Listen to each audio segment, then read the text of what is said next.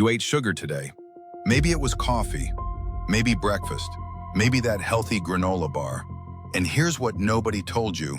The moment that sugar hit your bloodstream, your brain did something it was never supposed to do this often. Something it only used to do when you survived a hunt, found water in a desert, escaped a predator. Your brain released dopamine, and that's where the problem starts. The average American eats 77 grams of sugar every single day. That's 19 teaspoons. The recommended limit? 6 for women, 9 for men. We're not slightly over the limit, we're living inside the addiction, and most of us don't even know it. Because sugar doesn't feel like a drug, it feels like breakfast. Here's what actually happens. You eat sugar. It breaks down into glucose. Glucose hits your blood. Your pancreas releases insulin to handle it. Simple enough. But there's another step, one the nutrition label doesn't mention. That glucose triggers your brain's reward system. The same system activated by nicotine, by alcohol, by cocaine. Not similar, not comparable. The same system, the same pathway, the same chemical. Dopamine. Think of dopamine like a volume dial in your brain. Every time something good happens, you eat, you laugh, you connect with someone, the dial turns up a little. It feels good. You feel alive. But here's the problem with sugar. Sugar doesn't turn the dial up a little.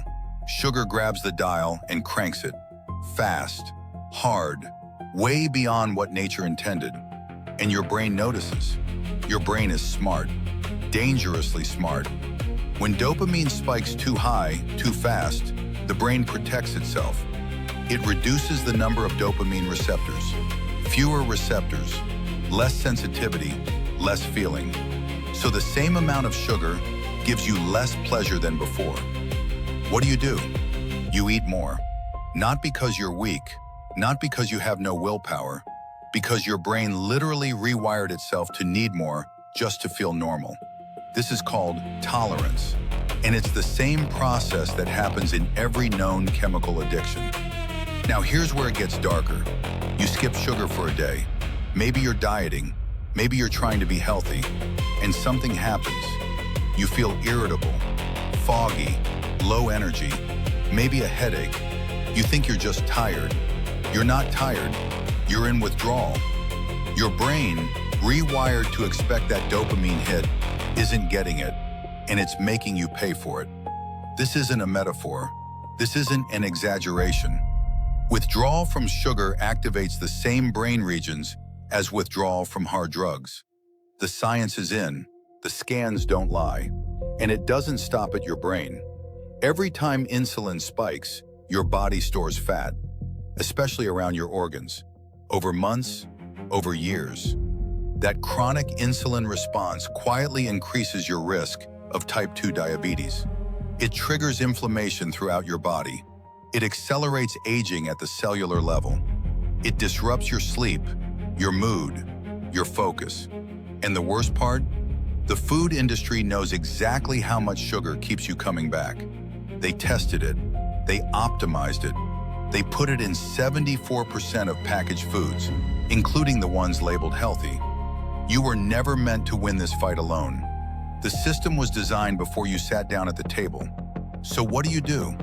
You can't quit cold turkey. Your brain won't let you without a fight. But you can start with one thing. Read the label. Not the calories, the sugar.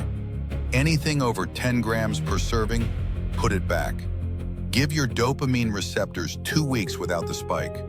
Just 2 weeks, and your baseline starts to reset. Food starts tasting real again. Energy stabilizes. The cravings quiet down. Not because you became stronger, because you stopped fighting your brain and started working with it. Sugar isn't evil, but it's not what they told you it was either. It's the most socially acceptable addiction in human history. And now,